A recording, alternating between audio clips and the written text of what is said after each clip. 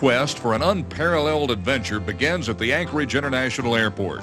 Lars Swensen leaves behind the sophisticated and modern city of Anchorage as he embarks on the first leg of a journey deep into the heart of an angler's paradise. There are no roadways leading there, only the vast highway of the sky.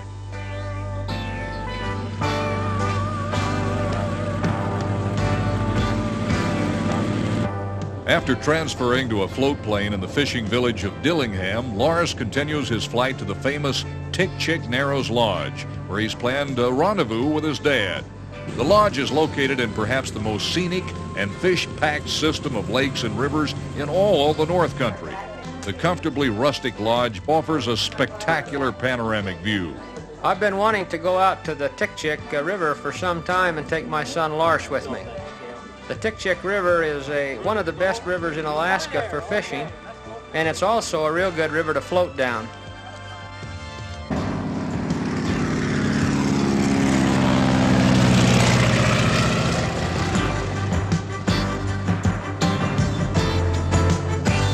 Owner Bob Curtis has spent years in the region and is always ready to suggest the perfect site for eager fishermen.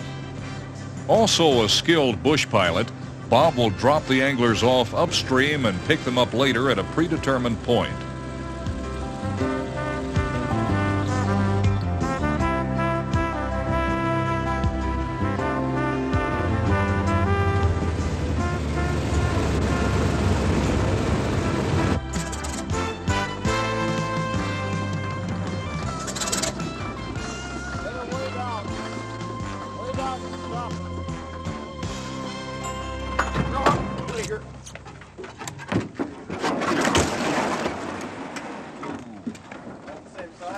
Yeah, that side, and I'll get this side.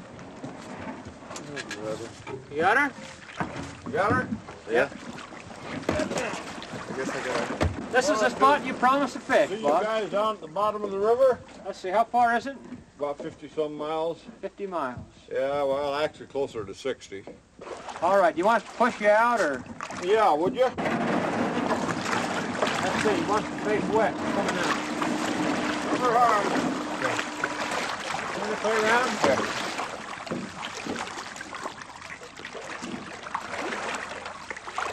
Okay, Mr. Curtis. See you later. We'll see you. When you see that plane take off, it's kind of a scary feeling because you know that you're totally alone and you're completely out of contact. If something happens to your boat, you can be in big trouble. And you just can't run down to the store and buy something if you forgot anything.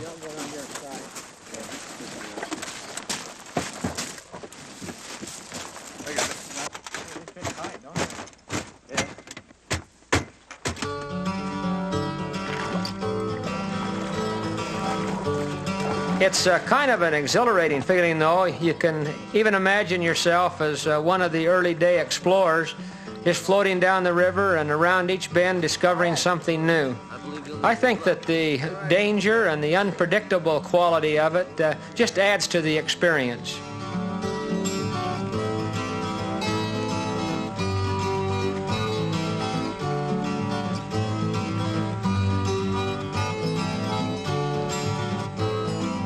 I don't know how old Lars was when we first went fishing. I do know that he was too small to wear waders or even walk, because the first fishing trip that I took him on, I packed him in on my back in a packboard. And he fished from my shoulders, him fishing off of one side and me on the other, and many times we had doubles on.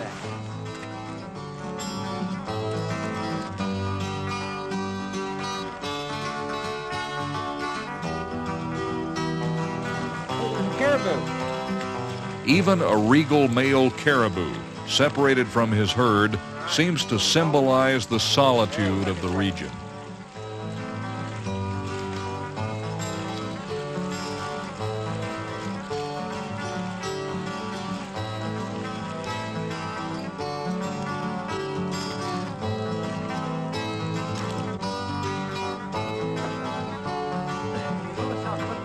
I've lived in Alaska for almost 30 years, and from time to time I've spent a short period of time out in the wilderness alone, but never an extended period of time, never overnight by myself. So the guide told me about this trail that would go across the peninsula where the boat could come around and pick me up on the other side. I had a few doubts, but of course Alaska nights are short this time of year, so I figured I'd meet the boys the next day anyway. See you later.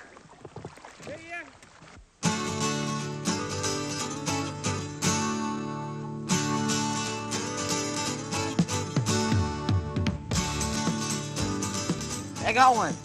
All right, bring him in. No, it looks like a dolly. All right. Nice fish. Damn it. Come on. Maybe that's my boat.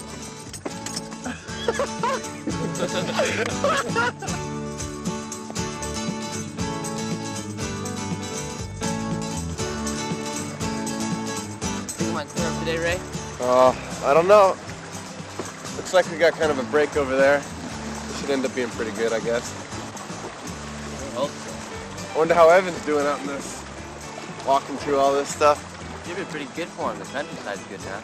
Yeah, it's beautiful. It's a good trail. You should see a lot of wildlife. Get a little fishing in and stuff.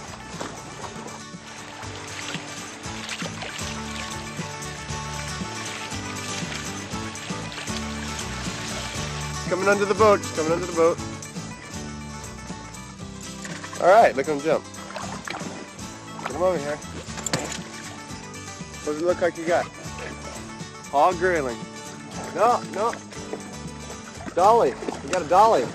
Nice fish. Keep them coming. Broke it. Busted the line. No fish today.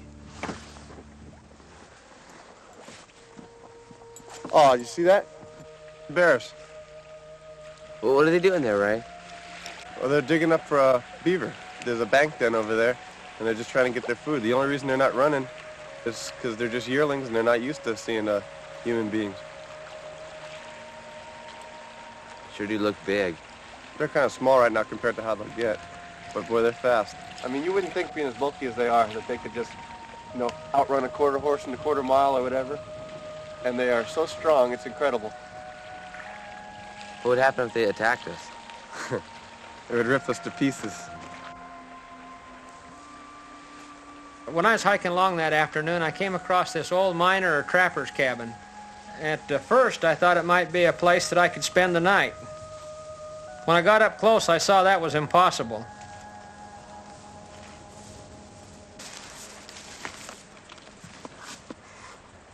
Some bear had just torn the heck out of that place. I wondered if the old trapper or miner, whoever he was, had been there when the bear came, but at least one thing we know is that he hasn't lived in the cabin since the bear came a-calling.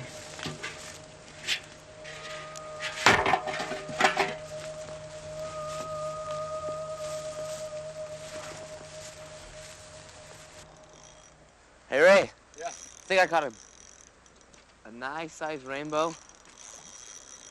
Oh, yeah? I think that's what Check it is. it out. It's fighting like it. Oh, Right. yeah, fish. Get him in. Nice. It's Dolly Varden. Dolly Varden. Nice one, too. That's a pretty fish. Huh. It's got How many good- pounds do you think that is? Oh, I'd say he probably goes about 3 or 4 pounds. Huh. That's a nice fish. There we go. All right. Very good, Lars.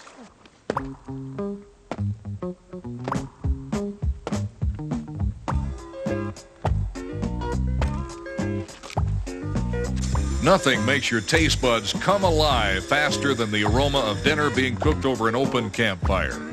Then it's on to the biggest challenge of a fishing trip, erecting an ultra-modern tent.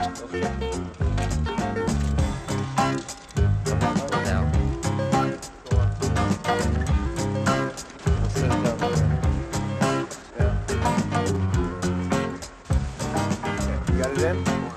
Yeah. Is it in? Is it in? Okay, put it down. Turn the door so it can go in here. At last, home sweet tent.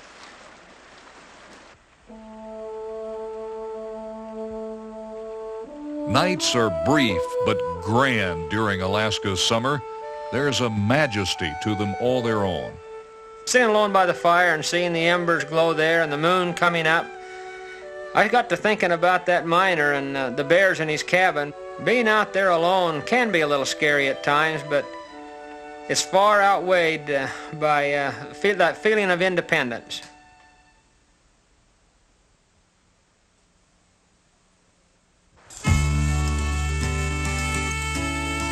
I don't know whether you can say that there's just one thing that's best on a trip like this.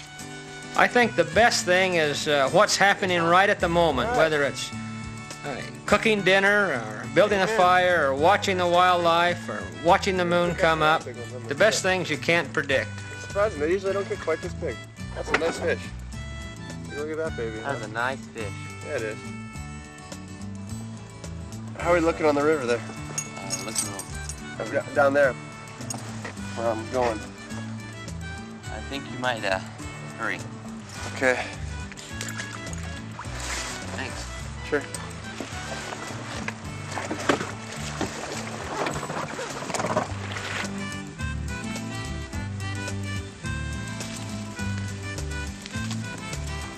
We just got about another 10 miles to go down here.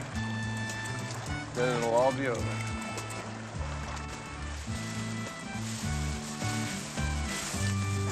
How you doing? Good, glad to see you guys. A lot of bear tracks. And that's a spooky feeling to see them bear tracks out there and know the bears were out there and made them. Yeah, I'll bet. Lars and I have had a lot of good trips over the years, from fishing to hiking to hunting. But this has been one of the nicest trips we've ever had, and boy, we're really looking forward to go again. Good to have you back. Yeah. All right, let's go do it.